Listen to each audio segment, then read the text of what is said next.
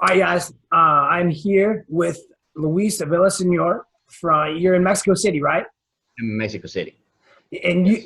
you are the founder of KetoGains, which is not even arguably, it is the most evidence-based keto kind of format and platform on the internet. And you guys do an amazing job. And I'm excited to get to chat with you about what you're passionate about. And I don't know that we're going to disagree on any of these on these topics, but it's going to be cool to kind of see how you handle the nuances of what you do. And so you want to tell people a little bit about yourself and kind of how you got into keto? Yeah, sure. Thanks, Ben, for the introduction.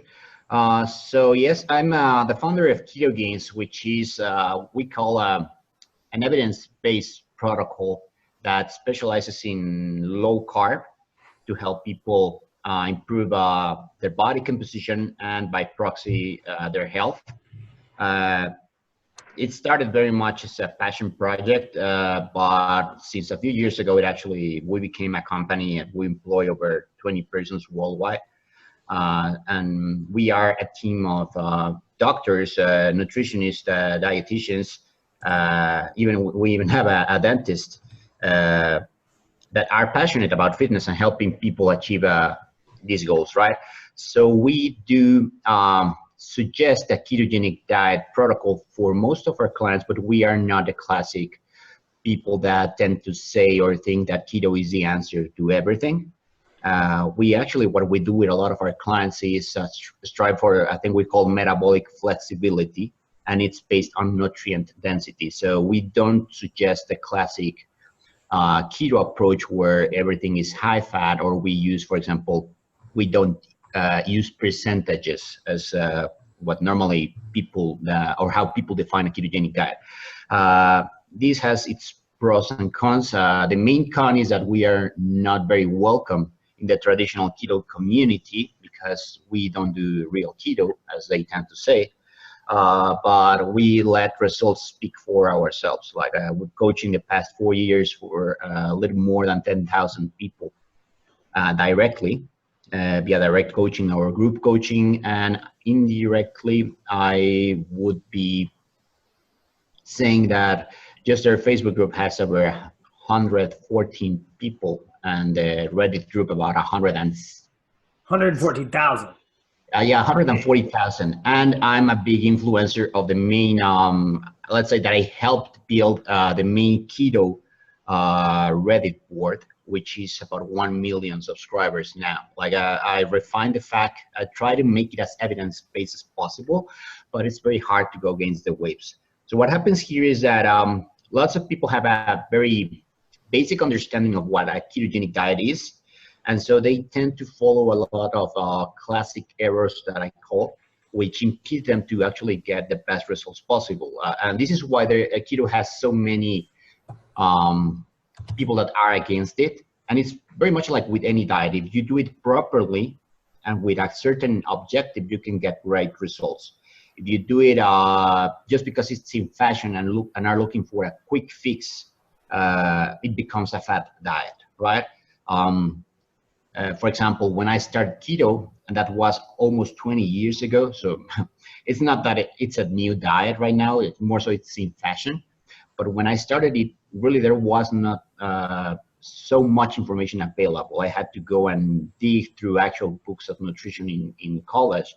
I had to go to the dark web, as I was telling you about, because there was no Google at the time. You actually had to be very tech savvy in a way, or actually love the internet to research properly. You didn't have PubMed and could look at studies.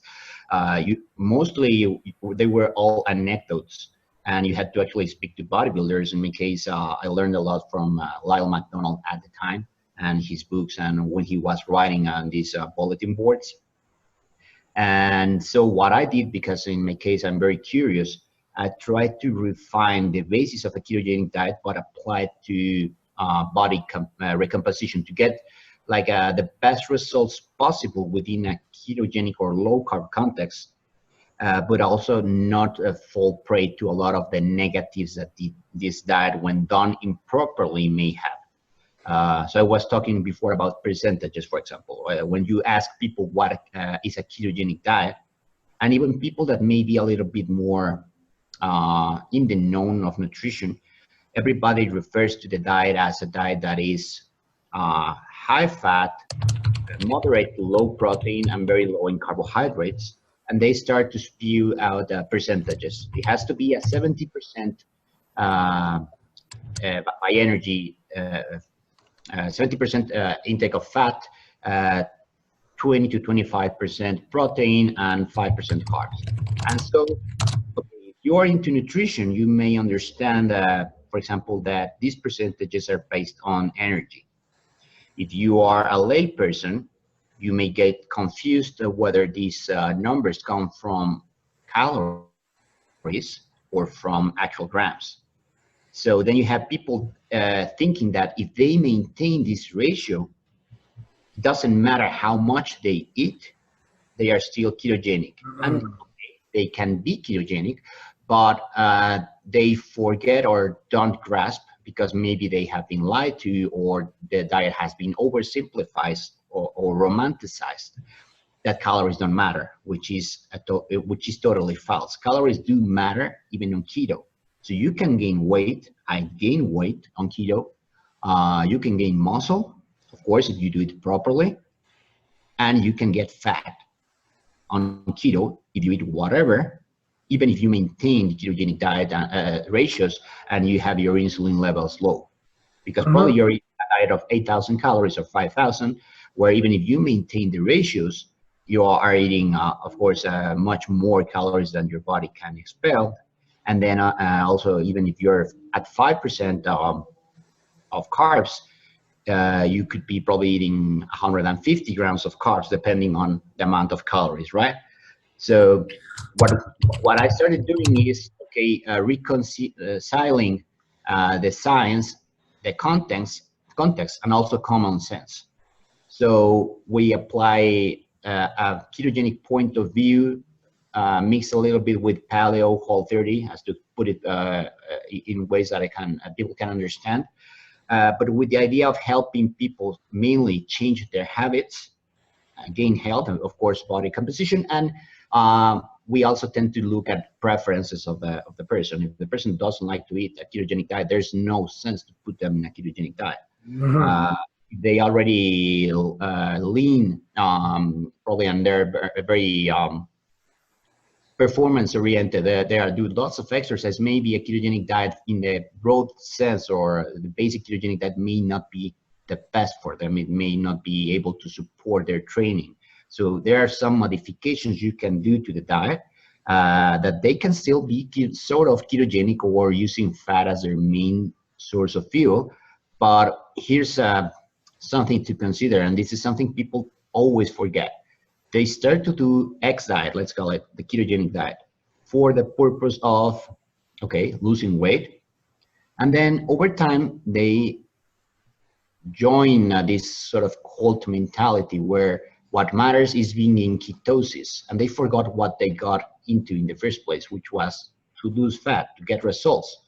So that's why I coined this term, chase results, not ketones. Like, who the fuck, cares about how you have? Like, if you're not losing fat, then it doesn't matter.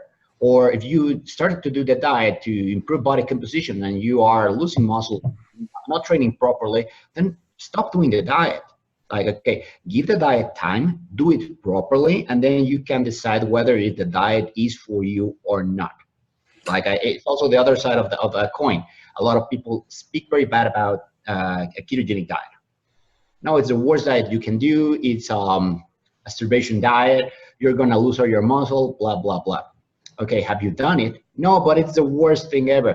Okay, then it's like, you cannot say whether you like chocolate or vanilla if you haven't tried both and compare them. Give them its due time, do it properly for what is supposed to be, again, for the context, and then you can decide, but give it its proper time and do it like it should be done, not like some other people on the internet do, like drinking butter coffee and not being mindful of nutrients, or under eating protein and so on.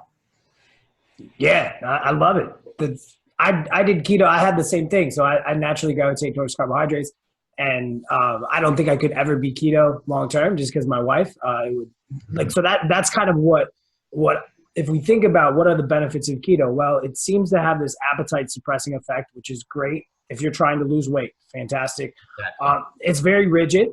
So there's you I think that you guys do a great job in like more working in absolute terms instead of percentages. Like, hey, here's the grams. And then you know, some people can maintain ketosis at pretty high grams of carbohydrates if they structure them around their training. We have clients at 80, 100 grams of carbohydrates.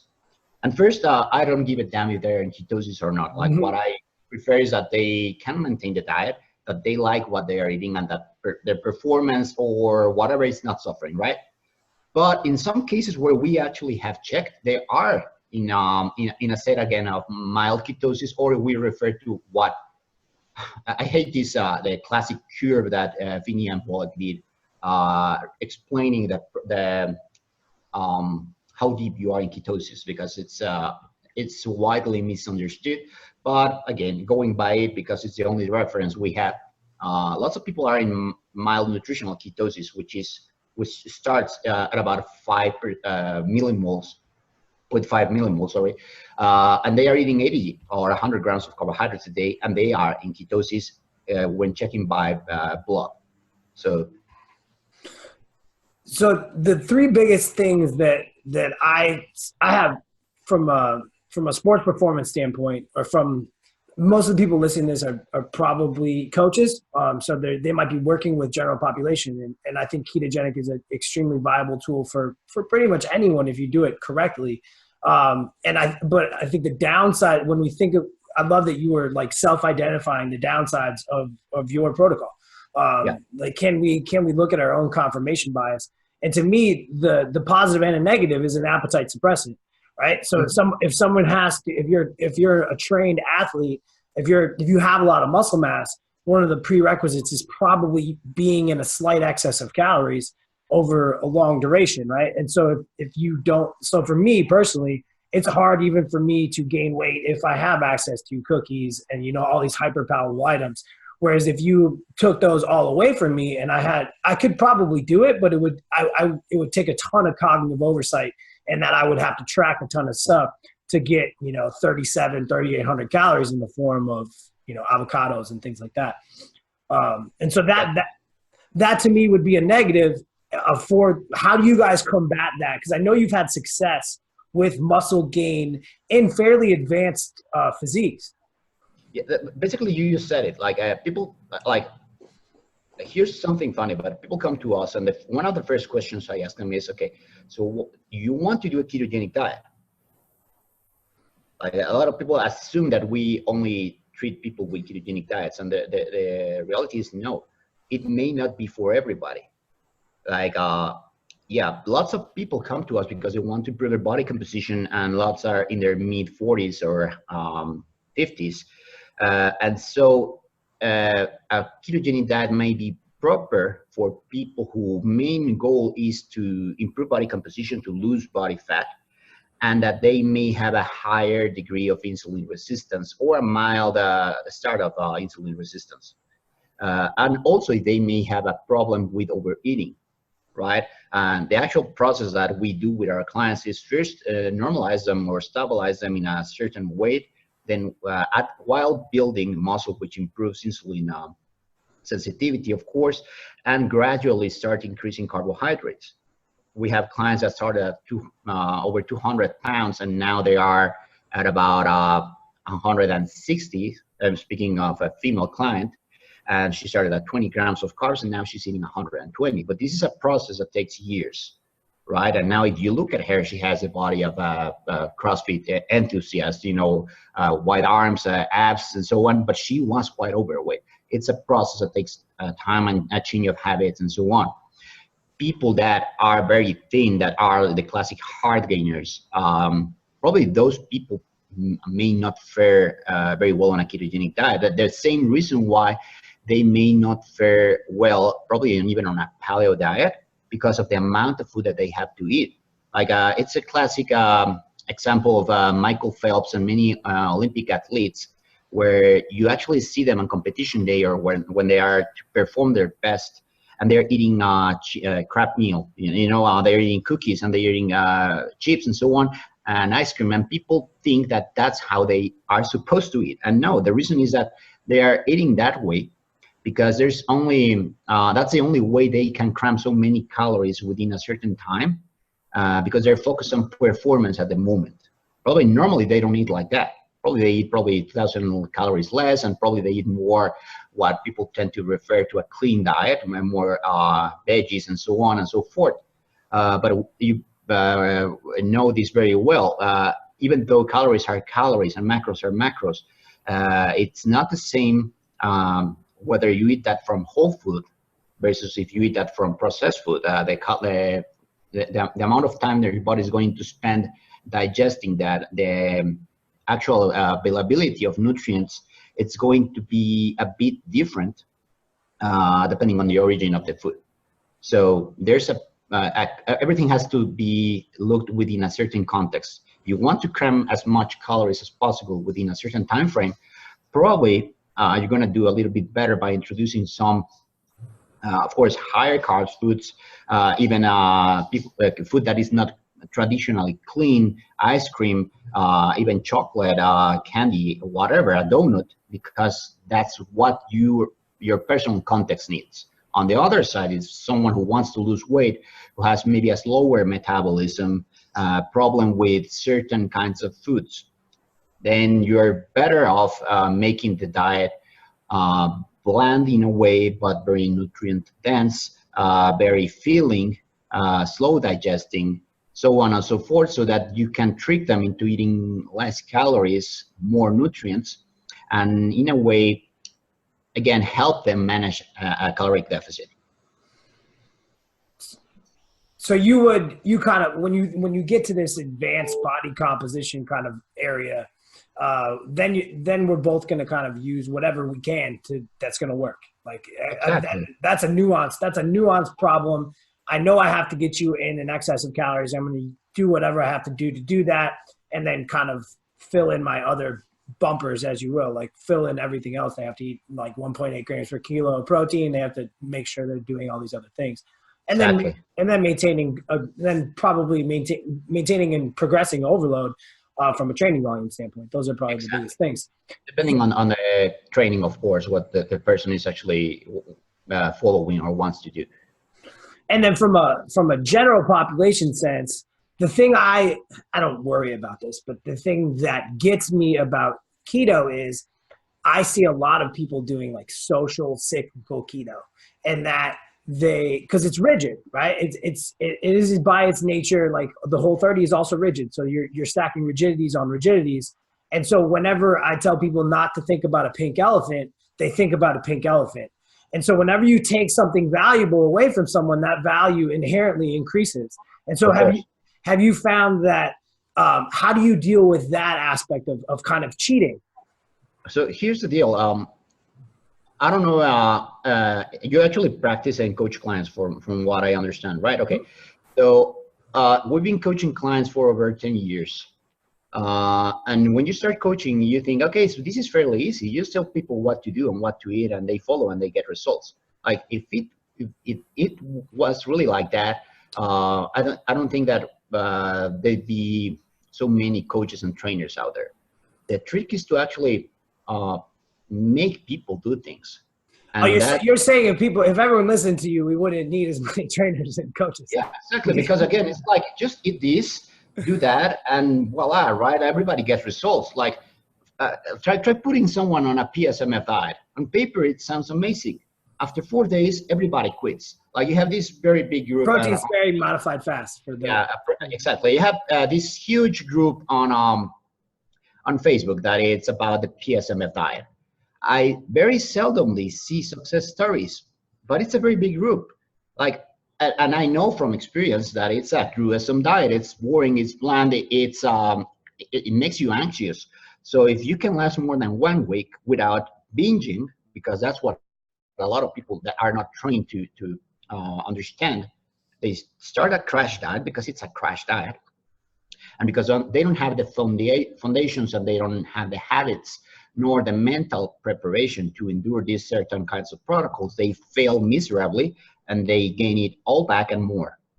So the point I'm trying to make is that you start probably as a health or diet coach, and you end up over time, and this is something that I've seen with the most successful trainers out there, you sort of become a psychologist, a diet psychologist, or what I tend to say in jokes, a fat whisperer. You learn to read people.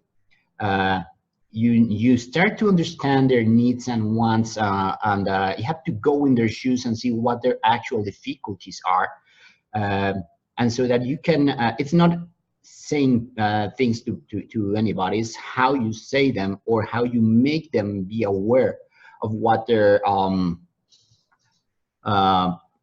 yeah, but basically the areas of opportunity are and what they actually need to improve. Because I can tell them, don't eat this, but what I need to do, and when I'm very successful with clients, is when I make them themselves realize, and they have this aha moment when they know they or understand that they have the power to change certain things within their context, and that's when they start really getting great results. Because otherwise, they're just going to go, I don't have to eat this. And they feel, like you said, restricted. And it's not just in keto, it happens with any diet. Because if they got overweight in the first place, it's because they have certain bad habits ingrained so much that they become part of their identity. Like, for example, I tend to analyze clients in a way, how they write, how they behave, how they tell me certain things. And there's some key words that I read, for example, when they start talking now. But I'm sad because I can't have my pizza again. Like, they're saying my. So that indicates possession. It's something that is part of their identity. And so when you take that away, they feel threatened. And this will be very hard for them. My coffee, my milk, my cheese. So those are the things that people need to let go probably to be successful, but you cannot tell them exactly let go of that. They have to go through a process and discover that themselves and understand that that's the one thing probably that is really detaining them from seeing progress. Yeah, people ask me all the time, like, what degree should I get? What should I go study? And I'm like, you should go. I can teach you all this nutritional stuff in a fairly short amount of time. If I had to go back and get a degree, it would probably be in behavioral psychology. Yeah. And I think if you're a good coach, you inevitably fall into, if you work with day-to-day, work with clients, you realize that it's not what you say, it's what you can get people to do. And the key to that is self-initiated change. And I think that's what I heard. You're trying to get people to self-identify things, and then also self-identify their own solutions so that they own it. Exactly. Again, like being a psychologist, you really much said it. Like, if you were to suggest someone who wants to, join in or get a successful fitness career, probably what they have to do is, of course, get the basic foundations of nutrition and maybe, I don't know, bodybuilding or whatever they decide to specialize in, but also any behavioral science.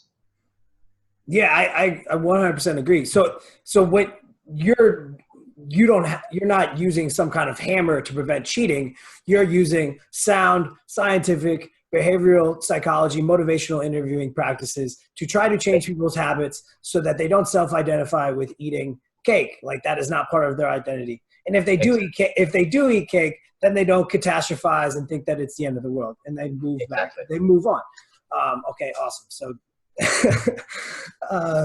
this is great. We agree on a lot of things.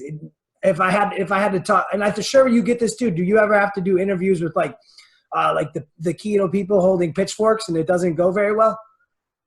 Actually, here's the deal. Like, I don't know how ingrained you are, or how like if you go and visit those forums and so on, but like, people start to wisen up. Again, I don't like to say it's like a cold, but in a way it's like a cold.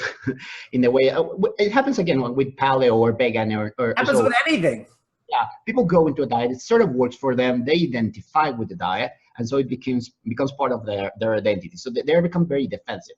And what I see with keto, and probably happened with people who do vegan diets or now with zero carb and so on, they tried all diets before. Now they find something that it's working in a way for them. And so they make it in their own. They're overly protective. And now another thing that happens is that a lot of people who go into keto are in a way people that are disgruntled with authority, I tend to think.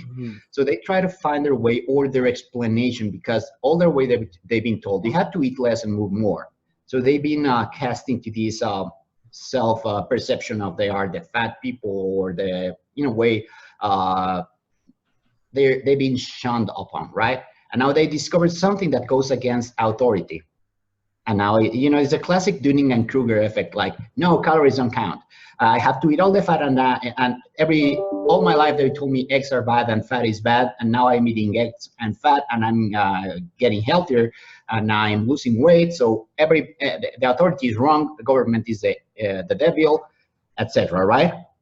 And now they have this identity. And now Luis comes with KetoGains and tells them, guess what? Fat, you don't have to eat fat to lose fat. You don't have to restrict protein. Calories do count. And so a lot of people, they start to think, and okay, this makes sense. This guy is explaining it with sound evidence, and I'm seeing all these people in his group getting washboard ads at 50 or 60. And so, okay, maybe I didn't understand the diet correctly in the first place. Or there are others that say, no, this is he's like the antichrist of keto. He's not really in keto because he's not following the ratios, and so on and so forth. So you have these both sides of the coin.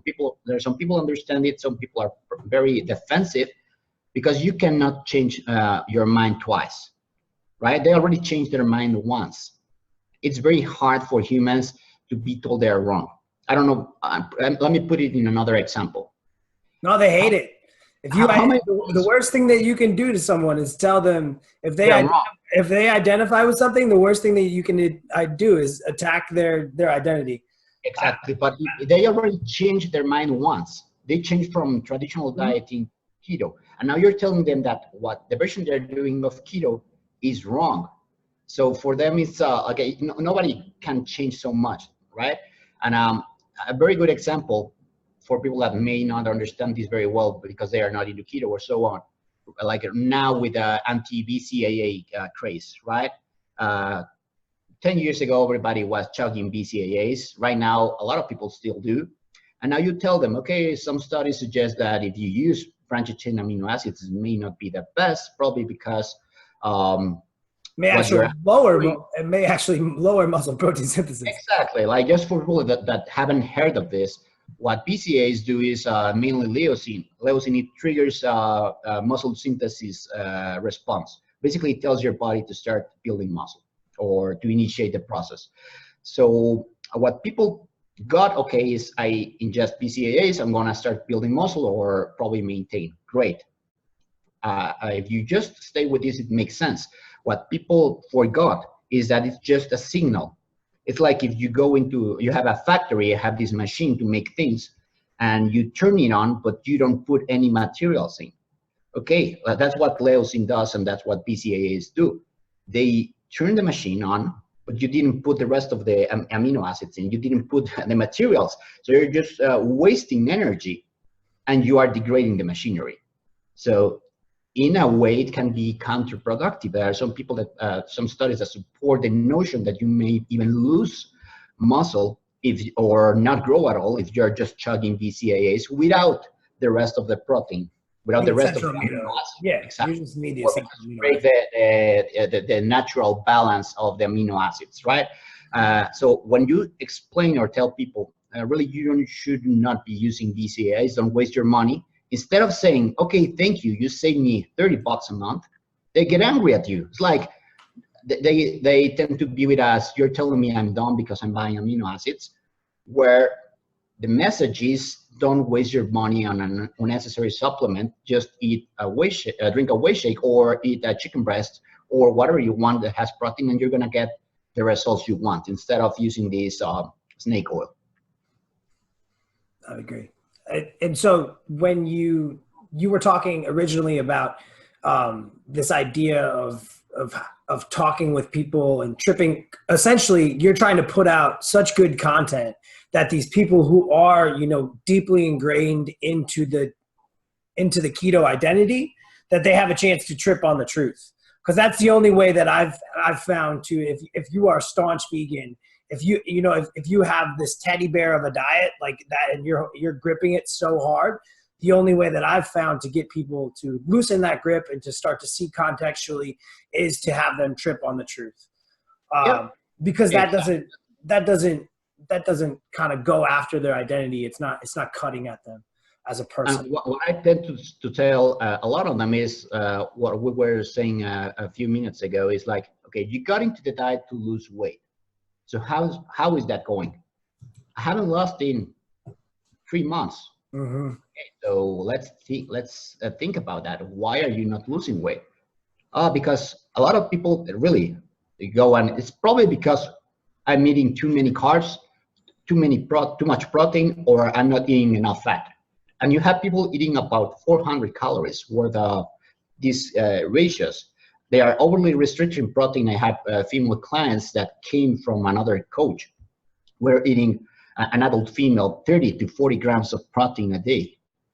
She's gonna lose muscle. While strength training. Yeah, of course she was losing muscle, and she had lost all definition. She wasn't training with the intensity that she was before. Probably let's say that they were 25% body fat. They ended up at almost 30. They lost a lot of strength and so on. And so you have to, probably you're familiar with this term, fix $5 haircuts, right? No, there are these in the States, they're not do it yourself, like in some shopping malls, like get a $5 haircut where you go and they give you a haircut. But if done by someone that is not a professional hairdresser, so you probably end up with your hair all messed up, and then you have to go to an actual hairdresser or hairstylist to fix what the other one did. So the meaning here is that probably you should be a little bit more wary of where you take your advice from, or someone is saying something way too good, like take this pill and you will lose weight, buy my program and you will lose weight, and it's only $29.99 and you can eat whatever you want, calories don't count. Probably it's a lie, right? So what are the biggest problems that you see with people going? I know that you guys have an electrolyte supplement. But what are the biggest problems that you see when people go keto? What are they not attending to? So in regards, for example, to doing keto properly, one of the main reasons is that people don't pay mind to electrolytes, mainly sodium. And that is first because we've been told that sodium is bad. So, it's bad if you're eating a traditional SAT diet with lots of processed food, which already has lots of sodium, so it doesn't make sense to increase sodium any further. But if you transition to a whole food approach, it doesn't have to be keto. It can be paleo, Whole30, whatever, but you start eating more whole food. Whole food doesn't have that much sodium in it, so you're gonna have to add that back in.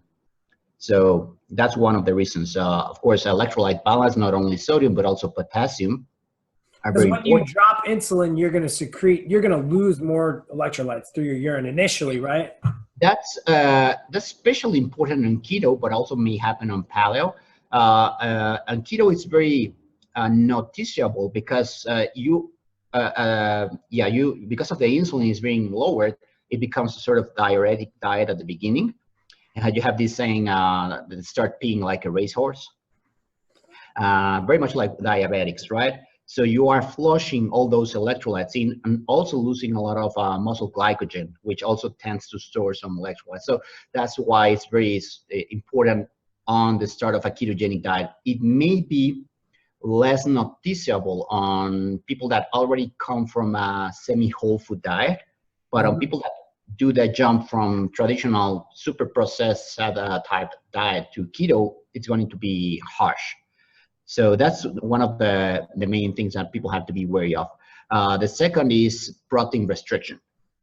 again, people are already, in some cases, again, depends on the context, they may be already, especially women, eating slowish protein, let's say 60, 70 grams, and now they start keto and they reduce it to 40, 30.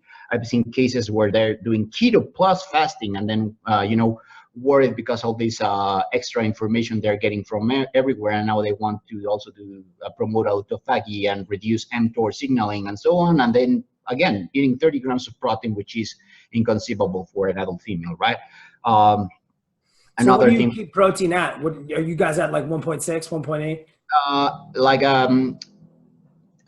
it really depends, but like the lowest I normally suggest is 0.8 grams per lean pound. And All right, then so if you're jumping back the pounds on me. All right. yeah. No, sorry, I use pounds. No. That's why do you use pounds if you're in Mexico? I'm in Mexico, but my clients are worldwide, and Okay. so like almost everything that I read is in English, and even though studies normally are in kilos, we tend to speak in pounds for our audience. That's But great. That's so awesome. That's funny. so yeah, we start at 0.8 grams per lean pound, and may increase depending on the Oh, context so of you do it you're doing it per pound of lean body mass. yeah, like for example, you study with Menno. Menno tends to Menno actually uses lean pounds with his clients as well. Normally, if you don't know the lean mass of the person, you can use the total weight, which I found sometimes a little bit misleading, because if you're treating people that are 200 pounds or 300 pounds, then probably we get into the topic that we were supposed to be talking about, which is protein. And you're going to give them way too much protein in some cases, which is not bad, but you're displacing probably other nutrients. Correct. So again, depends on the context, and it's not that protein is bad, but probably you're going to be having them ingest a more expensive diet or something that it's going to be not optimized, right? I wouldn't be giving someone that is 300 pounds probably 300 grams of protein, for Yeah, example. and standard RDs are going to use very similar protocols. They're going to use Exactly. they're going to use an ideal body weight. If you're morbidly obese, they're not going to use your weight. They're going to use other things to do that. So we try to identify or help them and probably estimate, because again, in our case, we do think that a close estimation is better than just using total weight. I'd say that I even play sometimes games with clients and people and try to guesstimate this person as a body fat percentage, and I'd say that I'm very good at that, right? So we estimate their body fat percentage. We suggest as a start 0.8, and then we may increase probably in some very rare cases up to 2, but most people end at about 1 to 1.2 grams per lean body mass, or per lean pound, sorry. Got it. Yeah, and then carbohydrates really depends again on the context, in between 20 net grams, which net grams are total carbs minus fiber, and up to, depending on the context, of course, 80, 100. In the case of people who want to sort of maintain a low carb ketogenic diet, otherwise it doesn't really matter. And then the rest of the calories come from fat. Got it. So you're kind of filling those, you're making sure you hit your bumpers on protein, and then making sure you stay low enough on carbohydrates so that you're inside of this schematic, and then you're just filling the rest of the calories based on. Yeah, we even have this patented saying that it's protein is a goal, carbs are a limit, and fat is a lever. So basically, you always stay within a range of protein, because people tend to think it's only for muscle. And as you know, protein is not just for muscle, it's for enzymes, hormones, and every single cell in your body. And of course, satiety, which is the main factor for adherence in any diet. Then you have carbohydrates, which we don't like people to go to zero carb, even though it's probably a successful protocol for some people. But because we value nutrient density, we do think that a lot of important nutrients are more easily obtained with vegetables. And so even if you go to 30 grams of carbohydrates, That's net. For people that don't necessarily understand that, it means like avocados are basically free. because they have. In a way, yeah, but also like you can eat probably a kilo of spinach or like 5 kilos of zucchini, well, like 5 big zucchinis, and you will still be within 30-40 grams of net carbohydrates. It's a lot of food. Like You can do it well. You can do it yeah, well. You can get a lot of fiber. it's a lot of fiber. It's a lot of nutrient density. It's a lot of food. Imagine 100 grams of protein in a case. 30 grams of net carbs would equal, in some cases, 100 grams of total carbs. But if you select the right kinds of foods, I'm talking about potato or rice, but it's zucchini, squash, chayote, spinach, it's a lot of food. Chayote is amazing, man. People. For me, it's like my go-to vegetable for everything. That would make sense. Chayote is a squash for those of you guys who have for those that are in the States that might not know it, I normally joke in my groups that it's I call it Shrek's balls. yes. Especially if you get the ones that are thorny. Yeah, we use if you ever come to Flow, we have chayote with ground beef a lot. And you can make a lot of foods that Americans tend to like, which is, for example, apple pie. You can make. Oh, you make it with chayote apple pie. Ooh. Yeah, you can sub it for anything that it's either an apple or a pear or potato. Oh, I can see that. I can see that being good, like a chayote apple kind of. Stevia, cinnamon, put it in an oven. Like if you want to make a crust with almond or whatever, but it really makes it. I've done tests with family and friends where I make like chayote pie or like anything that resembles like a casserole or so, and they don't really notice. Mm-hmm. Oh, well, they do that with kids too. They hide vegetables and they like puree the vegetables and hide them in the normal food, and the kids eat less food. Exactly. I think we could just do that with other people. Cool, awesome. So your two biggest things that people miss are this electrolyte need in the beginning, the protein, and then the protein, and then anything else. The third one would be not being mindful of calories. They think that they can eat whatever, that calories don't matter. And this is a fine line to walk. I understand that a lot of people don't want to do the hassle.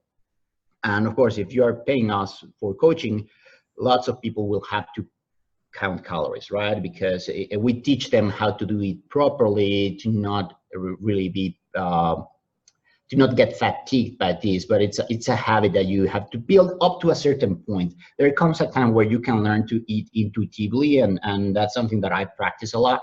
But you have to go through a learning process. You cannot tell someone that it's 300 pounds and it's just for fun or whatever. Do it intuitively, because intuitively for this person means keeping eating like they're eating right now. They have to go through a learning process, right? Yeah, I'm gonna intuitively eat 7 pizzas right now. Like that. Exactly. It's like this is the thing that led me into nutrition. This is a real anecdote. When I was a kid and I was overweight, my mother took me to this nutritionist, right? So she was quite overweight. So the first thing that I said Your to her, mother or the nutritionist? My mother took me to a nutritionist. The nutritionist was overweight. Okay. So me being the classic 8-year-old wise kid, told her, so why the fuck are you fat? You tell me how to lose weight and like that, right? But she gave me the classic, white paper diet that has, breakfast, lunch, snacks, blah, blah, blah, which is like a copycat diet. Everybody, all nutritionists give. And so she told me for breakfast, huevos al gusto. So it's like eggs any style. Well, in my mind, any style is like with 5 tortillas, 5 pounds of chorizo, 5 sticks of, So it's like, you cannot tell someone that doesn't have the basics to do it their way, because their way is wrong or it's not the best way, right? Mm-hmm. So, all right. So we got, just to review for people, we got, be mindful of your electrolytes in the beginning. If you are going keto, you're going to have to intake more salt, potassium, magnesium. And then you want to make sure if you're training, you want to have enough protein. And then, calories still matter. You can't just chug olive oil and think everything's going to be okay. And the last one, which is a little bit more confusing for a lot of people, is that weight loss is not linear. And what you weight on a given day is not the result of entirely of the diet. And this is something that is like this kaboom idea for a lot of people, especially women. It's like they don't understand that you can even gain weight, but look better and lose inches. Because probably, and this is something that happens, especially when they start eating protein correctly, they probably don't lose weight, or they even gain in some cases if they were malnourished, because they don't understand all the things that make up weight, which can be water, glycogen, lean mass, etc. So they have this idea if they stop losing weight or gaining, because that's their only metric, they think that the diet isn't working. Probably, as you know, when you start keto, you go through this honeymoon phase where you lose probably 20 pounds in some cases during the first 2 weeks. And people get highly motivated, which is great, but it's also an illusion, because what they're losing in most cases is just water weight and glycogen. And so they have a cheat day or eat something back, and they gain, or after they lose this initial water, they don't lose as fast as they were hoping, or they lose traction. In some cases, they may even gain. So what I explain to people is that you have two sets of weights. You have your weight on a high carb diet, and then your real weight on a low carb or keto diet. So once you get to your real weight, your real current weight on a low carb diet, you have to start doing the work. You have to start being mindful of calories, because that's when the actual real weight loss starts. The first one was just like a bonus, but really not fat. You didn't really lose fat. And also, if you're eating properly, if you're starting to strength train, probably you're going to visually, if you go by this scale, lose less weight. It doesn't mean that the diet is not working. You're probably gaining a little muscle. You're eating more, especially if you're eating whole foods. Food also has weight. And so you cannot expect to, and this is an exercise I do with a lot of clients. Weigh yourself first in the morning, then go and have a half a pound of steak, and then weigh yourself. And they go like, whoa. It's like, well, it's logic. Like, it's not like once it's in your mouth, it disintegrates. Like, you ate a half a pound, then probably you're going to gain half a pound. And if you drank something, of course, probably even more. Some people don't know that by the end of the day, some people can naturally gain 4 pounds. You're the same person, probably the same body fat, but weight flows and changes during the day, pretty much like your height. That's also a bonus information that most people don't know. You are not the same height when you wake up, in some cases, as when you sleep. You grow. I mean, especially if you go from like a nutrient not dense diet, the standard American diet, which is not going to have a lot of food volume, and then you go to a higher density, nutrient density diet, where you could potentially go from eating 2 pounds a day to eating 6 pounds a day, which is, that's 4 pounds of noise inside. And so if you're trying to pick up a signal to noise ratio, you got water going everywhere, you got glycogen going with the water, then you got food volume increasing, you potentially got muscle increasing. So weight's probably not the best. The best way is probably visually to look at people, because even a DEXA, even a BIA would be nonsense, because you're moving so much water. So you don't have like your metrics. I agree. Like, you probably do have to hit this baseline level, and then you got to put in the work. Like, everybody's got to put in the work. There's no shortcuts. Yeah, that's something we do very well with our clients, because we have the time to explain all these nuances, and we just don't look at one metric. We actually look at about at least 6 different metrics, and wrap them out. And like for example, waste to heat ratio, Navy fat method, like very different ways to measure and put them all together to paint a very broad picture of what is actually happening with each of our clients, and they appreciate it and understand that. But try to explain this to someone who has just asked you for help in an open forum. So you have to give them a whole dissertation and thesis and a class that like you can only write so much and explain so much in 5 paragraphs of text, right? Also, they might not even value it, right? Because they're not paying. People who pay attention, and so that's like I rarely, if ever, like I never give away free advice on the internet. Like it's just not worth it. Like, I mean, if people. So one thing I did want, you're really really good at kind of wiggling your way out of a position, which I appreciate, as I am very very good at explaining context. So I will try to pin you down on a keto topic.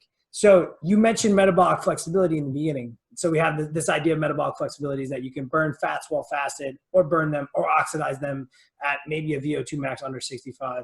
And then as you cross over, you if you're metabolically flexible, you can burn carbohydrates at higher intensities of exercise. And so if you go keto, you would potentially be making yourself more, if you're an athlete, not if you are insulin resistant, diabetic, yes, you are going to make yourself more metabolically flexible by losing weight, improving body composition, exercising, putting on muscle for insulin sensitivity. But if you are a trained athlete, you would potentially be making yourself, especially if you're, 500-meter rower, or, you're potentially going to make yourself more metabolically inflexible in the opposite direction, in that you would limit your ability to use carbohydrates in those high, like for CrossFit, via a lowering of pyruvate dehydrogenase. So what would be your response? I would not think that you would make yourself inflexible. How I view this is that, again, it really depends on the type of training you're doing. What I've seen is that for endurance type sports, when you say endurance, what level, like how far? Like that? I mean, like long types of sports that require long bouts of time. Not so. So we much talking like ultra? So we talking like 100 miles? Exactly. Right. Okay, I don't think keto's gonna. I don't think keto. I think keto's probably the choice there, because you're under 65% VO2 max. Like it probably doesn't matter. What you want is sustained energy. But yeah, probably in something that you need more explosiveness, that you need more intensity, like you were saying, probably rowing or so. What I would do is probably a mix of both, but probably with a higher dose of carbohydrates. So that's kind of the thing, is this idea of almost like carbohydrate loading or carbohydrate timing becomes more important for these people. Of course. Repleting glycogen. So you have this train low, and then compete high, and then exactly. That's what a lot of approaches of people who actually do keto, what they do is, just as you gain metabolic flexibility in the case of people that are very insulin resistant, also if you tend to veer more toward carbs, even if you're an athlete, you may lose a little bit of your body, let's say, that forgets or is more proficient at burning carbohydrates. So by going through periods of keto where you force your body to learn to use fatty acids more properly and increase mitochondrial density, then probably you can become more proficient at both.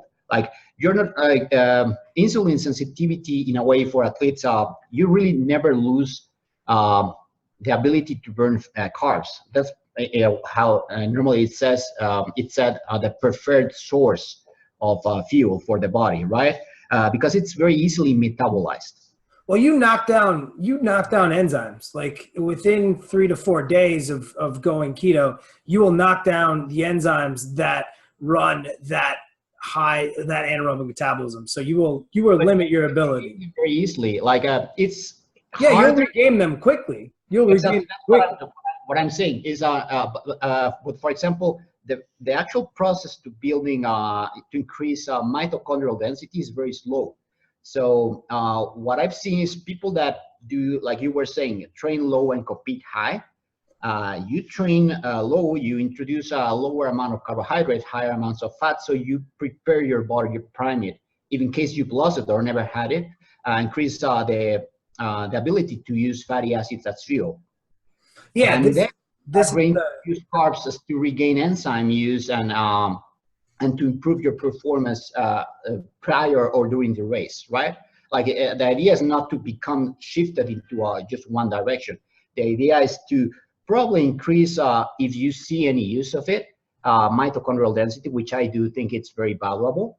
because again, you did it again, Luis. You did it again. You did it again. You managed to wiggle out of an answer. Love it. Love it, man. I think, metabolically, you can, if you are trying to chase metabolic flexibility, the fuel for the work, have you read the fuel for the work hypothesis? Where there's this, if you're chasing mitochondrial adaptations like mitochondrial biogenesis, you want to stay under probably a certain level of glycogen, and then that will allow you. I tend to see the body as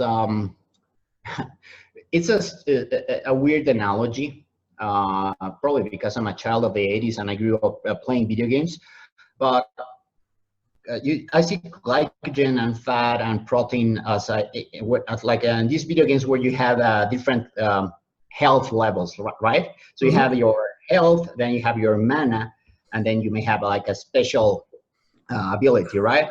Yeah. So you can either you can choose to be, I don't know, a magician, and then you use only mana, but are very weak, right? Or you can more protein, because you can also get energy from protein. It's maybe not the best ability, but you can prime. And I have examples of a few athletes. Probably this is something that we should talk about, that went very low carb, semi-high fat or medium fat, but super high in protein. And what they did here was that they increased the gluconeogenesis from protein, which normally doesn't happen this way. As you know, gluconeogenesis from protein is demand, not supply driven, as some people believe. But because they were forcing the ingestion of so much protein, they were getting all the glucose from protein. Right? Yeah, there's 13 amino acids that you can push through the Krebs cycle and put them back through, potentially make glucose from them. Yeah, exactly. I actually have a sort of formula to understand how many carbs you can get from protein and so on. But again, it's theory, but I use it with some of the clients and it seems to work. Like 60%? Like you're as you know, it's 60% of amino acids have gluconeogenic well, they can become glucose theoretically, but you also tend to forget that about 30% of the protein is going to be wasted as heat. And also, in the case of keto, you have to find your carb threshold. So what you do is, first of all, is you find your carb threshold. Let's say that is 30 grams a day, and then any excess protein that you ingest past your lean body mass requirements, maybe turn into glucose, but only at 60%. It's probably going to be oxidized as fuel. Exactly. So what you have to calculate is, okay, so what is the least amount that it's going to be used for lean mass? And then the excess would be over it. And then from that's where you calculate the 60%. So that's your theoretical gluconeogenic amount of protein that you're gonna get transformed into glucose. That's what I normally would add. But again, in this case, I was saying about the 3 levels. So you can either become a super protein burner, which is, I find, incredibly wasteful. It doesn't have any purpose. Super inefficient.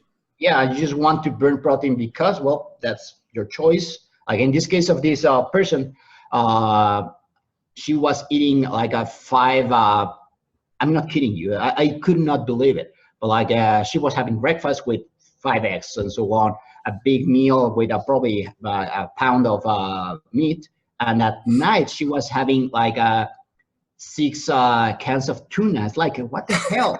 She was eating, and I'm talking about a small person and super fit and ripped, but she was eating about 300 grams of protein, which that's what I was normally in a day. It's like unconceivable, right? But like, and she wasn't really feeling that well, but again, because it's not efficient, but she was getting all the carbs and the glucose from protein. It's like, just eat carbs or eat fat, but don't waste protein like that. Okay, but you can also get your energy from carbs, or you can get your energy from fat, but you can probably be a sort of jack of all trades depending on the situation. And so that's what metabolic flexibility for me is.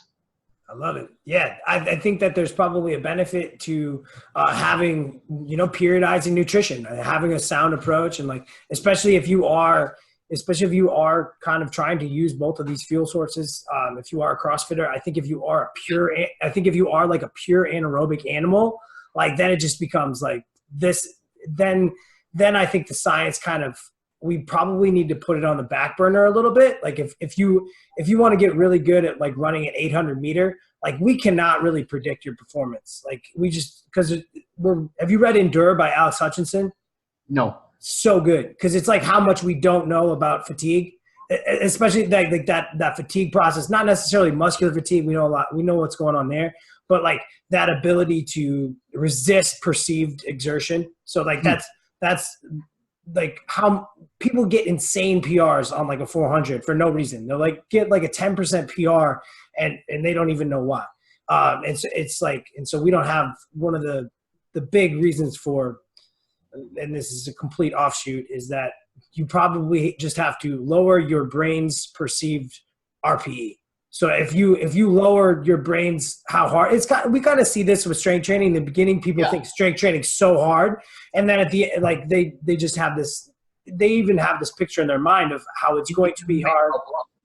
Yeah, it's a classic example where you think you cannot lift more than, I don't know, 400 pounds on a deadlift, and a friend comes and you didn't notice. He took more plates and you lift it, and you're like, wow, because you didn't look at it. Yeah, I do that shit all the time. I'll add weight and people don't know. Appreciate you, man. So we have hit all my main questions on keto. I appreciate you. I appreciate your time. I appreciate everything that you put out on the internet. Something that we haven't necessarily talked about is that you are bringing evidence-based, not necessarily keto or have anything to do with keto, but you are bringing evidence-based nutrition and evidence-based training to the Spanish-speaking world, which I think is so important, because if you only speak English, if you only speak Spanish, you don't have access to so much material just because of the language barrier. Exactly. And I think that you guys, so I'm so grateful that you guys have that. Menno has the course, and so thank you for all that work that you do, because it's hard. Like when I go to a gym in Costa Rica, like I don't want to be the guy. I look different than them. Like I don't want to be the guy attacking them. Like, hey, I love that you love movement. I love that you're in here sweating, getting grinding, but I want you guys to do this on a little bit better manner. And so thank you for that, man. Really appreciate it. Anytime. Thank you. I appreciate it. It's funny now that you mention it, but we get crucified because normally we are the bearer of bad news in a lot of cases, right? You know how Menno tends to think, for example, like regards to cardio, right? Like it's not probably the best use of your time for fat loss. I tend to like one of the reasons why I work with Menno, and I think we work well in a way, is because this happens with everybody who follows science. You get to the same ideas, probably by different roads or methods, but in the end, you speak the same language, and that's the language of science. That's what science is about. So I was saying at the beginning that we are not seen very well by some groups in the keto world, but that gives us the ability to be seen very well by other groups that are not keto. Like we tend to speak fairly well with lots of other trainers that are not keto or are anti-keto. Like I have a semi-good relationship with Lane Norton, for example. I appreciate what he does, even though he may not be liked by some people. He has some solid advice on certain topics. For example, Andy Morgan, I value a lot of. I even took coaching with him for a while. He puts out great content, and so many other fitness advocates that may not be pro keto or super in favor of keto, being flexible with your ideas makes you be able to speak with people with different mindsets, and so you always find a common ground, and the common ground is first of all, of course, science, but common sense is the other. Yeah, I agree. One of my big things is like, can you draw a bigger circle around it? So you have these different groups, right? And so can I just build? What do we have in common?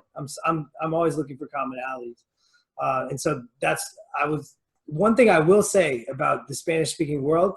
I think in the U.S. and maybe in Europe, we've lost a little bit of our effort to the science. like we become so ingrained in like finding the best metric that we forget like that you have to put in the fucking work, right? Yeah, the pyramid, right? The basics are the basics everywhere.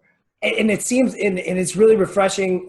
We taught a seminar in San Jose, and like everybody just got after it. Like everybody wanted to train, and sometimes you go to seminars and like people, and that's not everywhere, but there are some people like that they just like to nerd out on this stuff and don't necessarily like to go hard in the paint.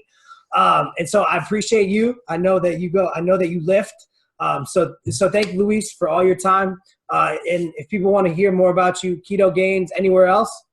Yeah, basically everything you see KetoGains is us. So you can look for us on Twitter. We are not that much active on Twitter, but Instagram, Facebook. You like our website is multilingual. So you just click on the flag and it changes at least some of our things to Spanish. We're in the working process of translating everything. But we do have a KetoGains en Español group, or in Spanish. Of course, the main language is English because most of our core audience speaks English. But we even have some people that translate some of our stuff in French as well. So, but yeah, basically it's KetoGains.